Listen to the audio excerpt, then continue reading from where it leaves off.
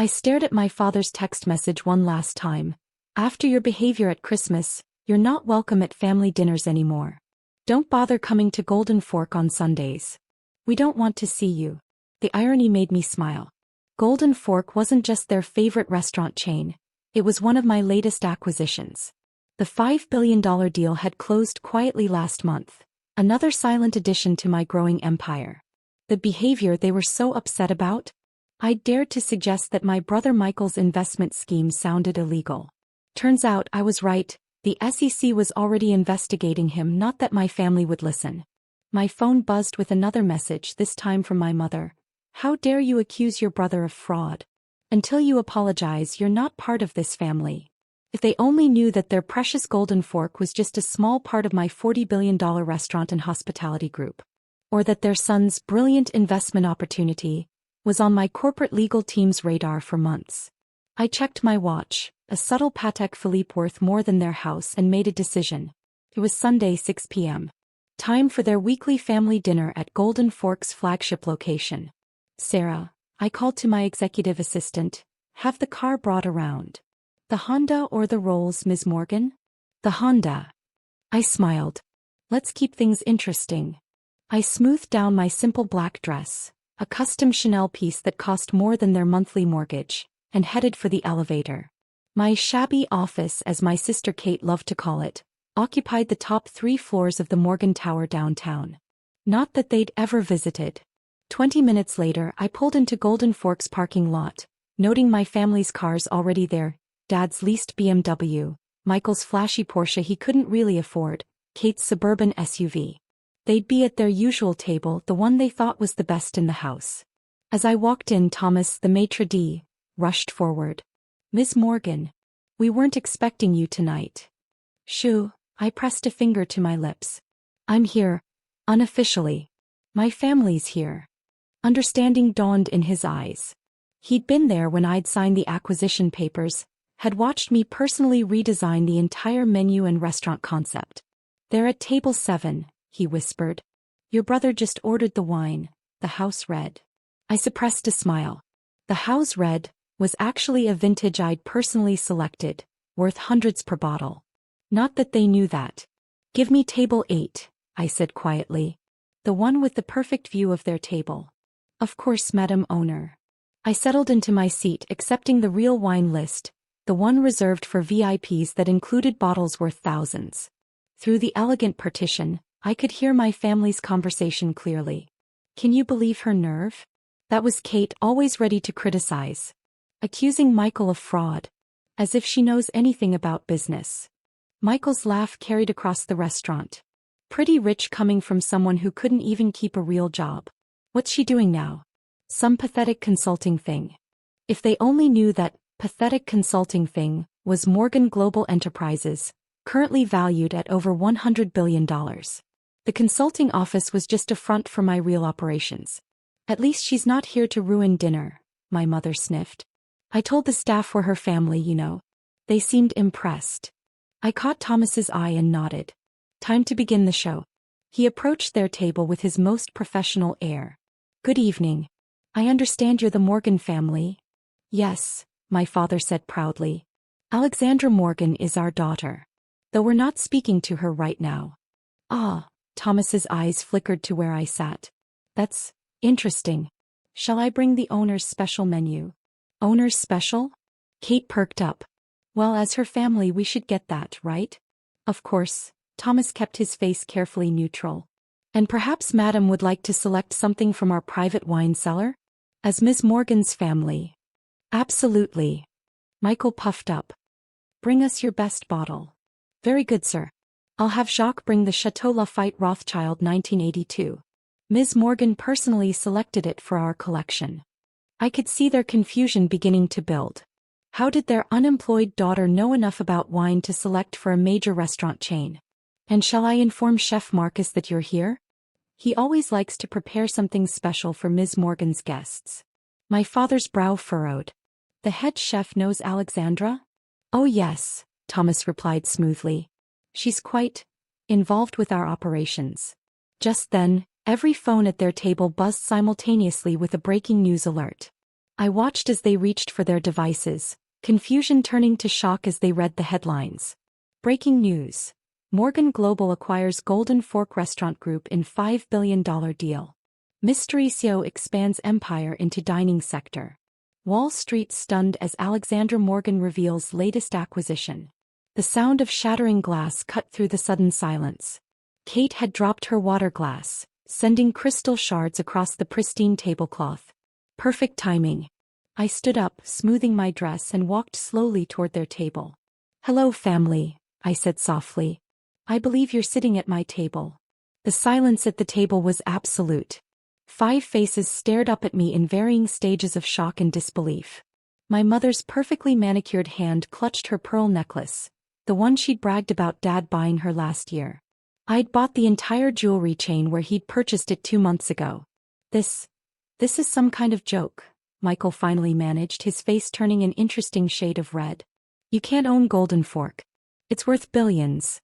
$5 billion to be exact, I corrected, taking a seat at their table uninvited. "Though that's just the purchase price. The real value after my planned expansions will be considerably more." Kate's husband David, who hadn't said a word yet, was frantically Googling on his phone. Morgan Global Enterprises. Alexander Morgan, net worth estimated at. "Those estimates are low," I interrupted softly. "They don't know about the private holdings." Thomas appeared at my elbow. "Madam Owner, shall I bring your usual wine selection?" "Yes, thank you, Thomas. And please let Chef Marcus know I'd like the full tasting menu for the table." I turned to my family. "Unless you'd prefer to keep pretending you've banned me from dinner?" My father's face had gone from red to purple. You bought our favorite restaurant?" "I bought the entire chain. All 500 locations." I adjusted my simple diamond bracelet, a piece that cost more than their combined annual salaries. "Along with several other restaurant groups you might recognize. The Capitol Grill, Morton's, Ruth's Chris." But you drive a Honda." Kate sputtered, gesturing toward the parking lot. "That Honda is a one-of-a-kind prototype," I smiled. "Their CEO gave it to me after I acquired controlling interest in their autonomous vehicle division. Would you prefer I arrived in the Rolls? Or perhaps the Bentley?" Thomas returned with a bottle of wine that made my father's eyes bulge. "Your personal reserve, madam. Shall I decant it?" "Please." I watched as my family tried to process what was happening. "By the way, Michael, how's that investment scheme of yours going? The one I knew nothing about?" Michael's swagger suddenly vanished. That's none of your business." "Actually, it is. You see, when you approached Anderson Financial about backing your project." I paused, letting it sink in. "I own them too." "You what?" my mother whispered. "Anderson Financial is a subsidiary of Morgan Global. Has been for about a year now." I took a sip of the perfectly decanted wine. "So when you tried to secure funding for your, let's call it what it is, your Ponzi scheme? Those rejection letters came from my office." The color drained from Michael's face. "You can't prove." "I have every email, every document, every fraudulent proposal you submitted." I pulled out my phone, showing him the folder marked Michael Morgan EC investigation. "Did you really think nobody would notice you were promising 300% returns on non-existent investments?" Kate tried to rally to her brother's defense. "How dare you spy on family? Michael's a brilliant businessman." "Michael's a fraud," I cut in coldly. "And you knew it, didn't you, Kate? That's why you pulled your investment out last month. Right before you convinced Mom and Dad to put their retirement savings in." My parents' faces went pale. "Kate," my mother turned to her. "What is she talking about?" "Oh, they didn't know?" I raised an eyebrow at my sister. "About how you got tipped off that the scheme was collapsing. About how you pulled your money out but encouraged them to invest their life savings." David was still staring at his phone. "This can't be real. Morgan Global owns half the commercial real estate downtown. 3 major hotel chains, tech companies, banks." Speaking of banks, I turned to my father. "How's that mortgage payment going? The one that mysteriously got marked paid last month when you were short." My father's hands began to shake. That was you." "I own the bank, Dad. Have for about 2 years now. Those golf games you play with the bank president? He reports to my board." Just then every phone at the table buzzed again. More breaking news alerts. I watched their faces as they read the headlines. SEC launches investigation into Anderson financial investment scheme. Thousands of investors at risk in massive fraud case. Morgan Global Enterprises cooperating with federal investigation. Michael looked like he might faint. Kate's perfect makeup couldn't hide her growing panic. My parents sat in stunned silence, probably calculating how much of their retirement they'd lost in their son's scheme. "Don't worry," I said, taking another sip of wine. "I've already arranged to protect the small investors. Everyone will get their money back." I paused, looking directly at Michael. "Well, almost everyone." What do you mean?" my mother asked faintly. "The SEC has frozen all accounts associated with the scheme. Including yours." I turned to Kate. "And yours too, dear sister. They're particularly interested in how you knew to withdraw your money just before the collapse." Chef Marcus appeared with the first course, caviar I'd personally imported from Russia. "Madam Owner, everything is prepared to your specifications." "Thank you, Marcus. Oh, and please have security on standby. I believe my brother might try to leave before our discussion is finished." Michael, who had indeed been inching his chair back, froze. "Now then," I smiled at my shell-shocked family, "shall we discuss how this is going to play out?" The caviar sat untouched on fine bone china as my family struggled to process their new reality. The restaurant had grown oddly quiet, other diners pretending not to watch the drama unfolding at the owner's table. Michael kept glancing at the exits, but the subtle presence of security personnel at each door made it clear leaving wasn't an option. "Let me explain exactly what's happening," I said, my voice carrying just enough to make several nearby diners lean in slightly. "Michael's investment scheme has defrauded over 3,000 people out of approximately $50 million. The SEC has frozen all associated accounts, including yours, Mom and Dad." But our retirement," my mother whispered, her hand trembling as she reached for her wine glass. "Is gone," I finished. "Along with the college funds for Kate's kids, the down payment for David's new medical practice, and about $8 million from various family friends who trusted Michael's investment expertise." Kate's mascara was starting to run. You knew about this all along?" "Of course I did. Morgan Global's forensic accounting team flagged the suspicious activities months ago." I took another sip of the perfectly aged wine. "Why do you think I tried to warn everyone at Christmas? When you ruined everything with your accusations." My father suddenly found his voice. "That's why we banned you from family dinners." I laughed softly, the sound making several heads turn. "Banned me? From my own restaurant? How exactly did you think that would work?" Thomas appeared with the next course, a truffle risotto that had helped earn our latest Michelin star. "Madam Owner, Mr. Buffett is on the line. Shall I tell him you'll call back?" "Warren Buffett?" David choked on his wine. "Tell him I'll call after dinner," I told Thomas. "Family matters to discuss." My phone buzzed again. Messages from world leaders and top businesspeople about the SEC investigation. Even the president wanted a briefing. The British Prime Minister was worried about UK investors. "You see," I said, reading through the messages, "while you were all laughing at my small consulting business, I was actually building something real. Morgan Global now owns over 300 companies, employs nearly 1 million people, and is worth more than most countries." Michael's face went pale. But you're just what?" I raised an eyebrow. "Your little sister who you said couldn't hold a proper job? The one you all called the family failure? Well, how's that looking now?" Chef Marcus arrived with the next course, premium Wagyu beef I'd personally chosen from Japan. "Madam," he said, "the governor is waiting in the private dining room. He wants to discuss the state investment fund." "I'll be there soon." I turned back to my family. "Now let's talk about your options." I reached into my Hermes bag, worth more than their cars, and pulled out 5 envelopes. "Each of you has 2 choices," I said. "Option 1. Fully cooperate with the SEC, give back all the stolen money and start over in one of my smaller companies, at entry level." "Entry level?" Kate shouted. "I'm a senior marketing director." "You were," I said calmly. "Your company was bought by Morgan Global last week. Your job no longer exists." Her face crumbled. David started tapping his phone, probably realizing their accounts had been frozen.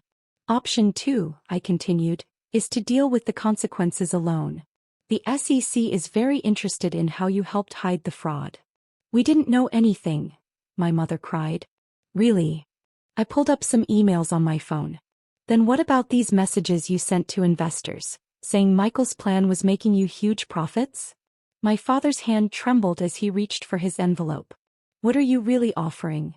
A chance to earn honest success. Start at the bottom, work your way up. No favors, no special treatment. And if we say no? Michael asked, trying to sound tough, but his voice cracked. I smiled. Then at 9 a.m. tomorrow, Morgan Global's legal team will give everything to the SEC.